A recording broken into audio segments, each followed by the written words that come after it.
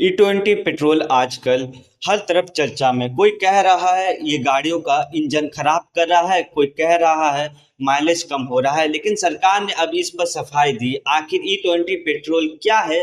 ये आपकी गाड़ी को नुकसान पहुंचा रहा है या सिर्फ अफवाह है? नमस्कार, मैं मनीष और आप देख रहे हैं इंडिया एंड इंडियंस। आज हम E20 पेट्रोल की पूरी सच्चाई बताएंगे। क्या E20 से माइलेज सचमुच कम हो रहा है? पुरानी गाड़ियों का क्या होगा और सरकार का जवाब क्या है? आखिर तक देखिए। E20 पेट्रोल यानी 20% एथेनॉल और 80% पेट्रोल का मिश्रण। भारत ने 2023 में E20 का पायलट प्रोजेक्ट शुरू किया था और 2025 तक इसे पूरे देश में लागू करने का लक्ष्य है।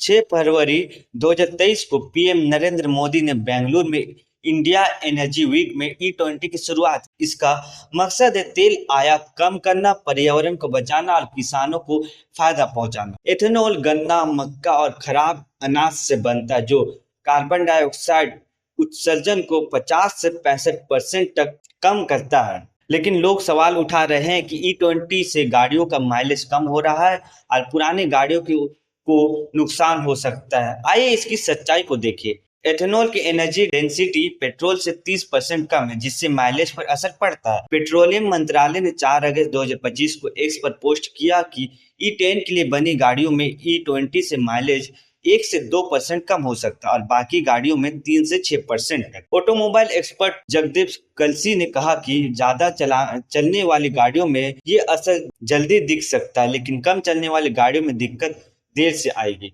हालांकि मंत्रालय का कहना है कि बेहतर इंजन ट्यूनिंग और E20 संगत पार्ट से इस कमी को कम किया जा सकता है। अप्रैल 2023 से ज्यादातर नई गाड़ियां E20 संगत है, लेकिन 2023 से पहले की गाड़ियों में क्या दिक्कत आते हैं, चलिए जानते हैं। एथेनॉल पानी सोखता है, जिससे पुराने गाड़ियों में जंग, रबर गैस्केट्स का खराब होना, फ्यूल इंजेक्टर्स में रुकावट जैसी समस्याएं हो सकती है। 20,000 से 30,000 किलोमीटर तक E20 इस्तेमाल के बाद पुराने गाड़ियों में रबर पार्ट्स बदलने पड़ सकते हैं, लेकिन मंत्रालय का कहना है कि ये रिप्लेसमेंट सस्ता है और रेगुलर सर्विसिंग में हो सकता है। लंबे समय तक E20 इस्तेमाल से इंजन फेल होने का डर भी जताया गया है, लेकिन ARAI, Indian institute of petroleum और इंडियन ऑयल कॉरपोरेशन की टेस्ट में 1 लाख किलोमीटर तक कोई बड़ा नुकसान नहीं दिखा। फिर भी कुछ यूजर्स ने शिकायत की है कि उनकी गाड़ियों का माइलेज 6% तक कम हुआ है। पेट्रोलियम मंत्रालय ने 4 अगस्त 2025 को साफ किया कि E20 से इंजन को नुकसान या परफॉर्मेंस में बड़ा अंतर नहीं आता।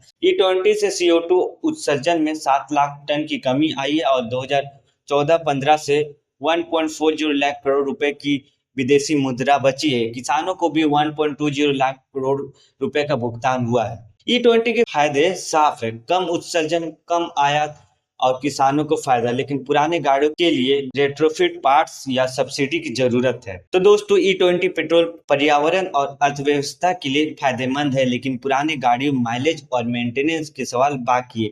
सरकार का दावा है कि नुकसान की बातें अफवाह हैं, लेकिन उपभोक्ताओं की शिकायतें भी सच है। आपकी क्या राय है? नीचे कमेंट बॉक्स में जरूर बताएं। धन्यवाद।